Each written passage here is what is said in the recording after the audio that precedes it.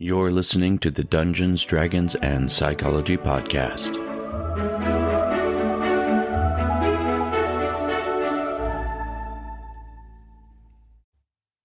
Hello and welcome to the Dungeons, Dragons, and Psychology Podcast. I am Robert Walker, your host, and with me again this week is my good buddy, Dustin Archer. Welcome back, Dustin. Hello, everyone.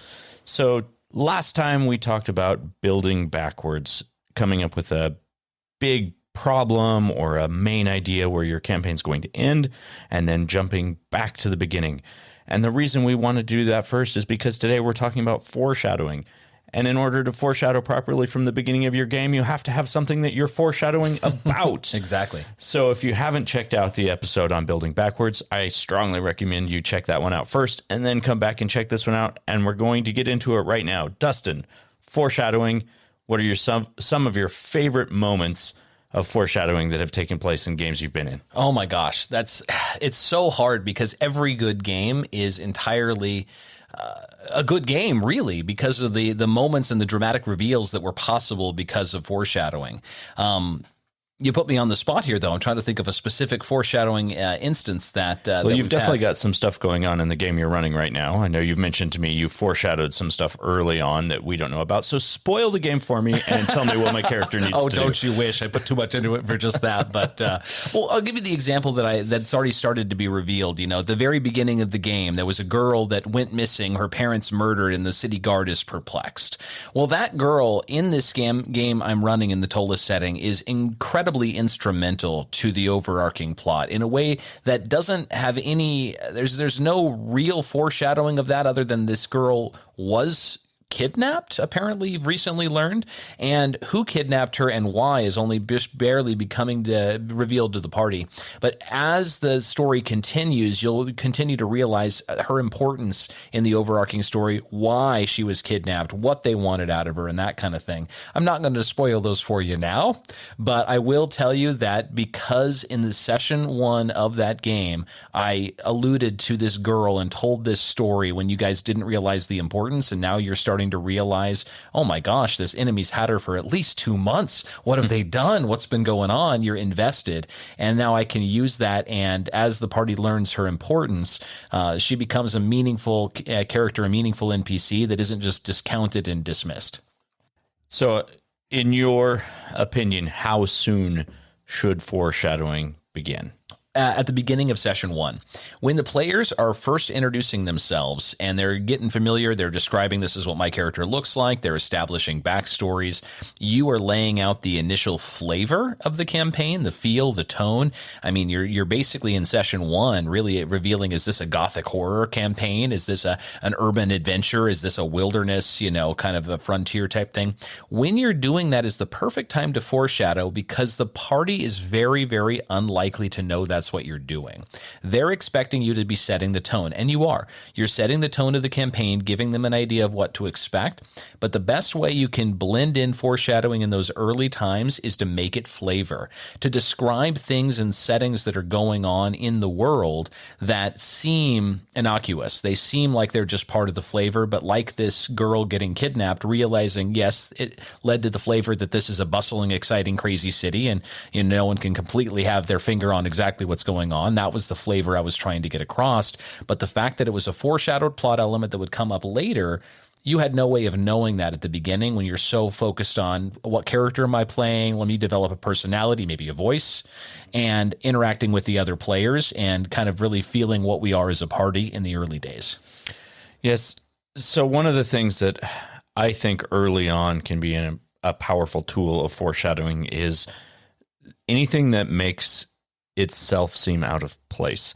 And I think of early things like if you watch a movie, you know that bad things are going to start happening when the weather changes, right? When the rain starts coming down, the music in the background sort of shifts to something a little more ominous. But I think capturing elements like that aren't even necessarily hints about what's going to happen, but they still they play on your mind as, okay, something's different here. So yeah, you might be enjoying yourself in a tavern as a lot of early games tend to kick off, but then all of a sudden wind starts buffeting the shutters of the window and rain is pouring outside. it changes the mood. It does. And now you have a wonderful element that set the tone. And maybe that's just what it is. Maybe you're just setting the tone with that, but maybe there's something else going on. I mean, it could be as obvious as some sort of magical weather manipulation, and now the party needs to go figure out what's going on with that, toward foreshadowing a major tragedy. You know, rain obviously is a thematic element that's used to foreshadow sadness or tragedy. So you can use it in a lot of different ways, but I'm talking more specifically in there's a fight between two characters in the tavern in the example that you mentioned. And it seems like, oh, this is a rough and tumble place. And yeah, you're getting that message across. But maybe the personal vendetta those two characters had was over a disagreement about something. One of them was working for someone who was connected to the overall plot story, and the other one was working against them. And you later meet the person who was working against them and learn why there was a fight, why that was important. And then it ties you much more into the story. Yeah, I like elements like that. I also like one of my favorite tools for foreshadowing or dropping hints is something that players tend to overlook a lot, and it's that overhearing a conversation. So they might hear somebody at the table in the tavern next to them mention something about food shortage in the next kingdom or whatever. May not mean anything to them at the time, but then later on, as they're actually engrossed in national politics, that food shortage or whatever was causing that food shortage can become a more prominent piece of your story. That's exactly right. And I think the best campaigns are those that feel deep, that feel engaging, and that the world feels alive. And the way you do that is by letting the players be aware of things that are going on in the world that they are not themselves involved in, especially if you have plans in your story for them eventually to be involved in, dropping those early hints as flavor. And then the players feel like they have that total sandbox freedom to pursue all of that, which is exactly what you wanted them to do in the first place. Yeah, and I think you make a very good point about saying if they're going to be involved in it eventually, you should have some early on connection. It doesn't need to be direct. It doesn't need to be blatant, but it should be there. There should be some thread that you can see is woven through the entirety of your story from the very beginning. That's exactly right. And I think you can't really overdo this. So in the current Tolis campaign that I'm running, I actually made a list of a little over a dozen foreshadowing elements before I ever ran session 1 that I wanted to. And I was checking them off in my notebook, and I'm like, okay, this has been revealed. This hasn't been. And by session 3, I had all 12 of them. I think there's one that I decided not to go with, but the other 11 all were revealed to the party. And it's way too much for a first level party to possibly get involved in, which is exactly the point. They need to feel that the world is continuing without them. The world is living, breathing, and has things to go on long before they started the campaign. And while their characters, maybe at low level, don't have much impact on the world, as they continue to grow in power and ability and knowledge and in depth of their relationships in the world, and they start to be able to make changes, it's going to make them feel that much more meaningful and impactful as the campaign continues, when they can really deal with some of these things that seemed like just flavor in the early days of the game. Yeah, you mentioned making checklists, and that's something, I mean, I know you've read my book, but we have a whole section in there that talks about that in terms of plot twists. So foreshadowing is sort of like the path of a plot twist, right? Because in order to have an effective plot twist, you have to foreshadow. Exactly. And throw them off. I mean, and again, the best plot twists are the ones you don't expect. And we talk about red herrings in that as well. You can foreshadow things that are very, very direct, and you should, because it makes your plot twists less anticipatable. And when you don't know a plot twist is coming, that makes the most effective plot twist. Well, I think another interesting, just while we're sitting here talking about this, I had this flash in my mind of Star Wars, right? So I'm thinking about the Galactic Empire, and then you watch the second trilogy first, because that's the one that was produced first. But then you go back and you get to have all these really interesting foreshadowing elements that you already know what's going to happen with them as a viewer, but you kind of get to see how they are taking place, like Emperor Palpatine taking control of the Senate and saying, oh yeah, I'll give back power eventually when this is settled. But you already know he's not giving back power. So I think that's kind of an interesting way of looking at it, where you kind of see, if you were building that as the writer, as the director, yeah, I have this big thing that's going to happen. But when I go forward to the point where the players actually are, what are the elements I can drop in now? That's exactly right. And actually, you touched on what I think is one of the most fun things for me as a GM, is to know where the story is going and know from the beginning. So if you're telling that story of Emperor Palpatine, and the players have no idea what he's going to become, but you know what he's going to become, Right. and that makes it fascinating to run. And you can play with that, and you can foreshadow that by just mentioning something casual that seems offhand. Is the Emperor has a strange glint in his eye that seems hungry for a moment, but then you look back and know it was never there to begin with. Right. So, and obviously Star Wars is a unique example because most things aren't built with the second chapter first and then jumping forward, but it is a usable story and world building method. I mean, you could, and I've always thought about this, but I think the mechanics of it would be really hard to pull off. You could run a game that was a prequel. It's true. Oftentimes that's done with like the family or like the parentage of the characters. I mean, obviously it's easier to run the sequel game with the children of the characters after a campaign concludes. But running a prequel would be possible, but you'd have to plan the original campaign from the beginning. And the struggle is you'd have to put enough work into it and have enough dedication to have the same players play in both games. So you're talking about at least a year to year and a half commitment at minimum to be able to do a prequel type game. But even if you're not going to that level of extreme, still having it a general idea of where the game's going gives you that ability to foreshadow elements without even having to go to that full level. What about this idea, though? Try this one on for size. You don't run a prequel game, you run a prequel session. Okay. So session 1 is with pre-generated characters. You hand them all to your players and say, here's who you're playing for this session. And they just play out the big fight that the last adventuring party failed at is still connected to the story your characters are going to play through eventually, but it kind of gives them this taste of what's coming in this world and what's past in this world already.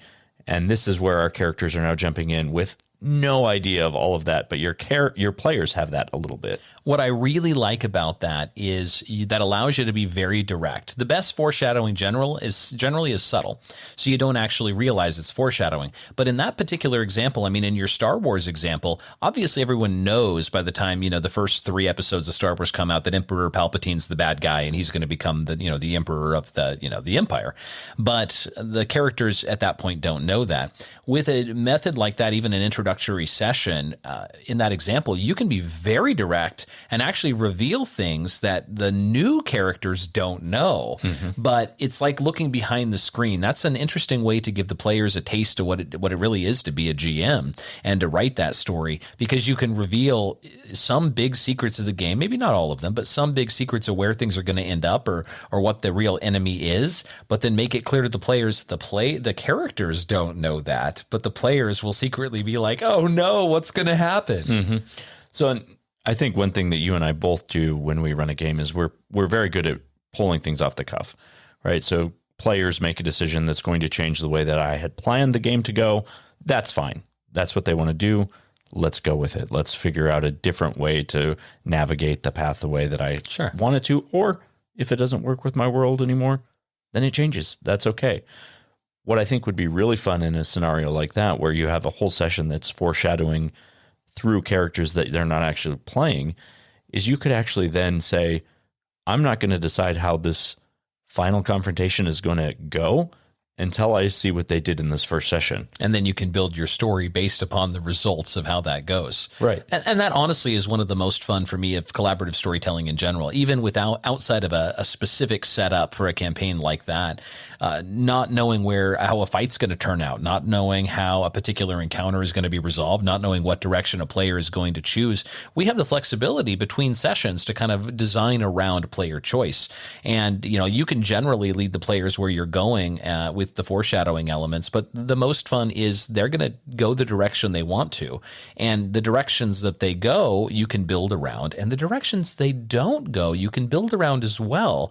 Because the things you may have foreshadowed, the hooks that you've dropped that they haven't latched onto, those continue to grow and develop and change in the world. And then when you bring it back up later, they're like, oh my gosh, I forgot about that. Mm-hmm.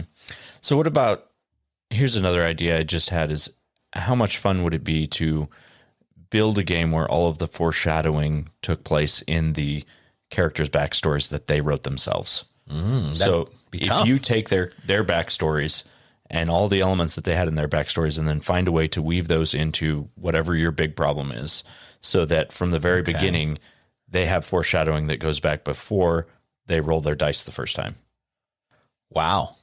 That's compelling. It's funny you mentioned that. There was a campaign that my wife and I ran, Last Harbingers, that you played in, that we did something very, very similar. We didn't start with the player's background, but we actually took the story of Arodin in the Pathfinder world, and we took that story of the death of that divinity, and we went back through the history, and we tried to explain in our own campaign why every event that took place in history, every meaningful event, was actually tied into this overarching death story. And that ended up being somewhat unique as a time traveling campaign, with the party going gradually further and further and further back in time to eventually meeting Arodin before he became a god and helping him go through all of that. But that was something that, because of the way that the campaign was built, when you were able to actually dive in and play with that element. Yeah, that was an interesting one because it did something that was a little bit different from like the prequel idea, which was almost like a flashback idea. So we had a starting point in the future, and we kept moving further and further back into sort of playable flashbacks of a god's life, as all the way back to before he was divine at all. Which, when you were talking about foreshadowing and, going backwards, that's actually a really, really interesting dynamic, because that's basically what happened. You guys know what comes later, but what came before? Yeah, that is, and it was a really fun and unique way to play, because it's sort of turning the linear timeline on its head. And obviously, those are extreme examples, and it still can be done in a very, very direct fashion. So the listeners don't have to go to the extreme of doing their plots necessarily from the back, going back in time or going back to a pre-session. But that's a very, very unique element that could certainly be used to foreshadow with, and actually, I think very effectively, because the best foreshadowing is the ones the players never really suspect. The best thing that they would never suspect is before their characters that they plan on playing for the campaign have really even begun. Yeah, I think there's something to be said about the sort of foreshadowing where when you put it out in front of the characters, they don't pick up on it. But later on, they remember that element. Exactly. And they can see the threads that ran all the way through. Exactly. And of course, that's the common and most effective, in my opinion, version of foreshadowing. But to your point, it's fun to foreshadow in a way where the players know what's really going on, but their characters are clueless. Yeah. And that always does get into the whole kind of metagame concept. But I think for the most part, I don't usually run into that as a struggle. Like, I think there's so much concern out there. And if you read a lot of D&D blogs and things like that, there's always this worry about metagaming. Maybe people have had big problems with it in their games, but I think in my games, if you remind people that it's something their characters don't know, they're usually pretty great about making their actions fit what their character would do. It's absolutely true. You do have to be somewhat aware of the maturity of your group, though. In a group with younger players, it's harder to maintain that player versus character knowledge separation, just because of how many years they played the game and how well they understand the tabletop role-playing kind of a format. You get into a more senior group who's been playing together 5, 10, 15, 20 years, and it's easier to understand that dynamic. And really, I guess, in my opinion, once as a player, you've experienced an incredible story once or twice, you're willing to suspend your disbelief, take a step back and say, okay, yep, I don't know that in character, so I'm just going to ignore it entirely, while still secretly being thrilled as a player as the story develops of what's going to happen. Well, I think, our group is a pretty good example of that, because we are pretty quick at checking each other if something's said or something mentioned and we don't know it in character. Everybody in the group's pretty quick about being like, oh, wait, we don't know that in character. Don't act on that information. Sure. And without getting too far into the metagaming topic, there's obviously ways to say, okay, what I'm about to say is not in character. And obviously, if you can keep most of the discussion in character, I think that's really, really beneficial. Having the characters discuss situations in character rather than out of character. It may take a little bit more time at the game table, but it creates a much more coherency to the story, and it gets rid of that dichotomy between do I understand in character or do I not? Yeah. And there's some groups out there, and I've listened to other podcasts where they have a very strict anything that's said at the table is said in character ruling. That can be tricky. Sure. Because sometimes I say some really off the wall stuff just for a laugh. And then if I had my character say that all the time, that would be problematic. And unfortunately, that doesn't cater to the casual gamers, out there. And there's enough casual gamers, and I think it's nice to be able to incorporate players of who are approaching the game not as veterans, not as people who it's their primary passion, but just to spend time in their social circle, like you mentioned in your book Session Zero. Those folks are important as well, and you don't want to necessarily overshadow them by making it too serious. Yeah, that's definitely true. Because some people are just there to spend time with their friends and they don't necessarily want to be involved with the role play aspect. But that doesn't mean that their contributions to the game can't be just as significant as anybody else's. That's true, but actually those are the players that I'm most intrigued to foreshadow with. The players who really haven't found that moment of drive that really ties them into the story, that makes them fall in love with tabletop role-playing. It's those casual gamers that I want to understand a little bit more about their story, what they're trying to get out of the game, beyond just hanging out with their friends, and to foreshadow specifically elements that they are involved in without necessarily forcing them into the main plot of the game, but foreshadowing elements that are relevant to their character and their part of the story. So you can kind of make the story move around them so that they're, even if they're not directing their character's action, they're still moving along as part of it. Exactly. And again, like any good element, you want to use it in moderation. But when that foreshadowing is tied around those characters carefully, it gives you an opportunity to involve those players in the game in a way that they may not currently be involved in. Okay, so more on terms of foreshadowing, can you give me any elements that aren't spoilers to your game, but you think make for good foreshadowing?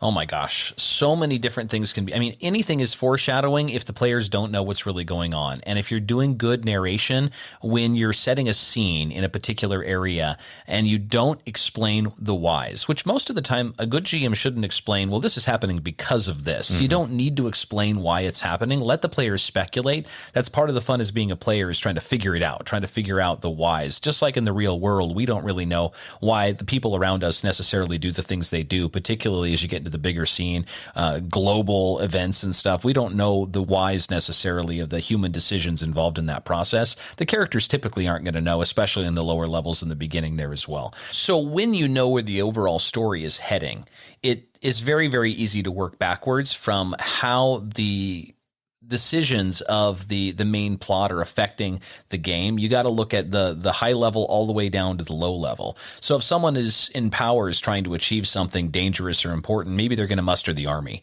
And maybe the first way you foreshadow mustering the army is in a peaceful community, you have a higher ranking member of the guard chastising and reprimanding people for lesser guards for minor infractions. And that seems meaningless. It seems flavor, but it leads on to, oh my gosh, maybe the guard is going to become more important. There's going to be a conflict going on.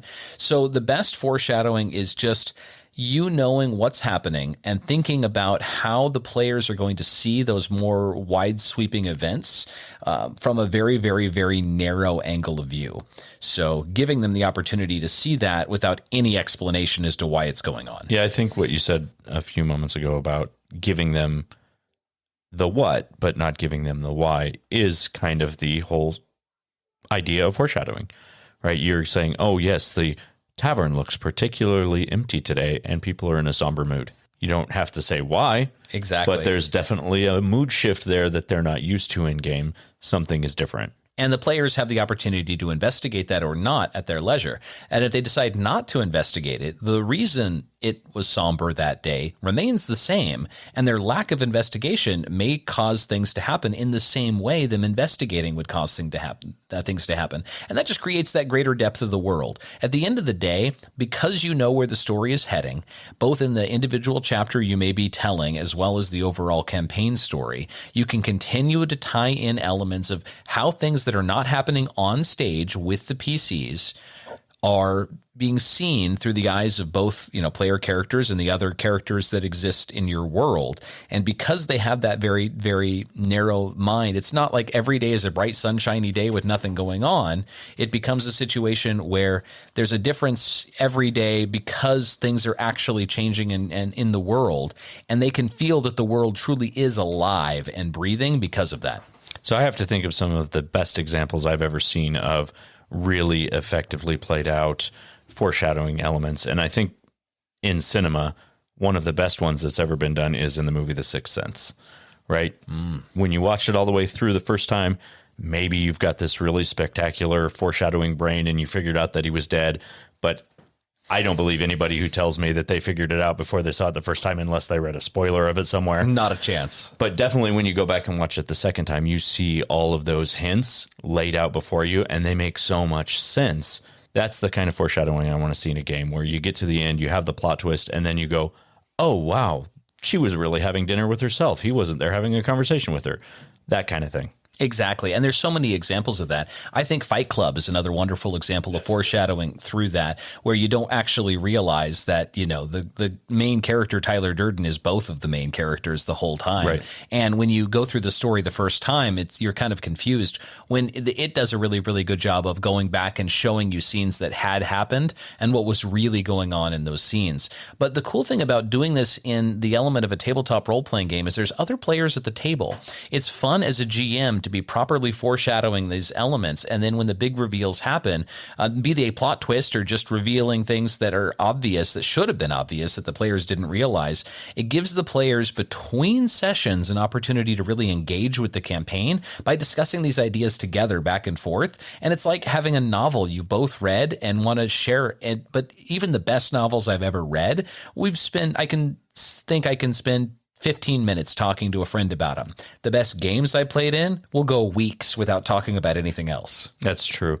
Okay, well, that was an excellent discussion. We've got some fun and unique tricks of the trade planned for you now, so let's get right into that. So on today's Tricks of the Trade, we're going to go back to our Tricks of the Trade from last week, and we're going to flesh out one of our ideas and give a little bit of ideas about how you can foreshadow for that concept. So Dustin is going to go first. He's going to tell you first about the idea from last week, and then we're going to flesh it out. So my favorite idea from last week was a powerful immortal was killed a century ago, but has delayed death using a powerful charged artifact that allows him to delay his fate. But the artifact is running short on power, and thus the immortal is running short on time. So this idea has a lot of dynamic to it. So without telling you as a listener exactly what's going on in the story, I'll give you an example or 5 of foreshadowing elements that I would use, and then I'll explain what the party would eventually discover based upon investigations of various elements. Earlier on in today's session, we talked about a guard captain who is reprimanding people for seemingly insignificant events like scuffed boots, or, you know, what side of their belt they may carry their sword on, or, you know, for a wrinkle in their uniform or something like that. That foreshadowing a war that might be coming. There could be news spreading of a massacre at the royal court without an explanation as to what was going on there. Jewelers in town begin complaining of a recent difficulty acquiring diamonds for their gems. Several well-known nobles find pieces of valuable jewelry happens to be stolen. And a necromancer who had received a life sentence has somehow gone missing from his cell. And clerics of the god of prophecy begin to recant their previous predictions of a coming apocalypse, saying there was nefarious magic involved. Well, what's really going on here is this immortal got a hold of this artifact without actually being a magic user or a wizard or a sorcerer of any kind. In fact, not having any idea how the artifact worked, this immortal didn't even know that the artifact was running out of power. But as the impact of this started to become relevant, he started to be terrified of the end of his life and started to take actions to try to figure out what was really going on. The first thing he did, of course, is try to get information as to what caused this artifact to happen. Well, through his research, he discovered that a powerful necromancer currently imprisoned under the king's orders in the dungeon under the palace was the only person who could tell him anything. Unfortunately, per the king's order, no one can speak with this necromancer for fear of the dangerous knowledge he has. So this immortal first undergoes the process of co-opting the royal court, figuring out who's on his side, who's not on his side. hiring assassins to deal with those, but we don't want it to look like an assassination. No, that's too obvious. Let's have a gala or a ball and a massacre take place where just those who don't support my agenda are the ones who end up getting killed. And then the king himself, now he's a threat. Well, okay, now that I've started this process, I can masquerade as him because everyone else in the royal court that opposed me is gone. Now that I can act as the king with impunity, I can get a hold of this necromancer. Oh, it seems like my artifact is powered by souls and I need a terrible catastrophe. Okay. So how do I achieve that? War. How do I get a war going? Well, okay, let's figure this out. The gods of prophecy had been talking about a coming apocalypse. Well, the people can't think that there's actually a coming apocalypse because if they do, then they're going to resist this or there's going to be heroes that are going to get in my way. Okay, so now we got to figure out how we can hold them accountable or threaten maybe members of their family so they recant these previous predictions. Oh, but in order to store all this soul energy from these murders on the battlefield, I need diamonds. Gosh, I need to get a hold of all of them, all the ones from the mines, all the ones from valuable pieces. Now I'm hiring thieves. So you can see how all these disparate elements that don't seem connected at all can tie into the actions of really a single NPC villain who is trying to achieve a very specific goal, but it's a complicated process to do so. So they seem very, very disconnected, and the players can have a chance to really investigate lots of different elements. And maybe they go to the diamond mines and find that it's not that they ran short. It's just all of the shipments have been stolen before they've been shipped into town without any explanation. So Dustin's gone ahead and given you guys an entire campaign idea that you can take from start to finish and build a whole world around. And it's got all of the elements you want in there with all the foreshadowing. But tell me, where would you put different pieces of that foreshadowing in terms of your characters playing through it? Like, what's the first piece you would give them and what's the last piece you would give them? I would probably start out with the most subtle and gradually build to the more dramatic elements. So in the examples that I gave, the jewelers having a shortage of diamonds would probably be the very first thing because it seems weird. Why would the players care? They're just going to hear about this. And then maybe the next thing is the guard captain, reprimanding their subordinate officers for minor things, which seems kind of out of character because there hasn't been a war in centuries and it's a peaceful area. And then maybe the thefts. And now maybe the players are a high enough level that they're getting like, I'm going to investigate. Can I try to recover this stolen relic? And maybe they recover it and the diamonds are pried out and missing. Isn't that interesting? Well, and that definitely lends into the idea that as they progress and they become more powerful, obviously they find more powerful items, magical items. It can certainly affect the characters a lot more as they go along. Yes, maybe it's just something they heard early on. There's a diamond shortage or all the shipments are being stolen. But later on, as they start to acquire these things, and they also now have thieves trying to get their diamonds, or they have party deaths or character deaths, and they can't get the required diamond dust that they need to raise them. So they're having to resort to more nefarious methods, perhaps, of bringing people back from the dead. It can really play a heavy hand in the foreshadowing as you go along. That's exactly right. And that's the whole idea, is letting these elements of the game shape player choice, that they seem like they're just they're obstacles the player has to overcome without realizing the real consequence, the real rationale. And that's how the best foreshadowing is. They're like, okay, this player died. I need to get the 5,000 gold piece diamond or whatever it may be in the setting you're playing in to go ahead and bring them back from the dead. I can't find that anywhere. I'm having to go on an epic quest just to get an item that I have plenty of money for, but I still can't find available anywhere. And that just seems like, on the surface, it seems like the DM maybe being petty, trying to say, oh, nope, you can't find him. I want that player to be dead. But as the party starts to discover the real reason why that is, it's very interesting. Well, it's not just this diamond. All diamonds are hard to come by. Right. Why? And then, you go further along, and then maybe they later in the campaign, when they have access to magical resources, they learn of this necromancer missing from the prison. And this is something that is a national secret, basically, that's kept completely under wraps because it was known that this necromancer possessed this horrible information. And that was the one thing the immortal made certain no one could find out about until the players are high enough level to use magical resources to learn that little piece of the puzzle and maybe or maybe not understand the significance. And you can continue to add these foreshadowing elements and eventually with good players, probably before you're ready for it. They start to put the pieces together, and that's the moment of the big reveal where they realize what the story's actually about. And if you've done it well, not only does it make perfect sense, everything you've laid out from the very, very beginning, now you have the ultimate investment of your players, and they really want to see how this comes together. Awesome. Thank you so much, Dustin. I appreciate you joining me on this episode. We'll have you again very soon. As always, please check out my book, Session Zero, The DMG to Writing Great Campaigns in Any System. You can find it on Amazon. There's also a link in the show notes. Next week, we're going to be talking with economist and numbers man Joseph Henry about stat generation methods. Please tune into that. It's likely to be more of a debate than it is a conversation, but it should be a lot of fun. We will see you next session.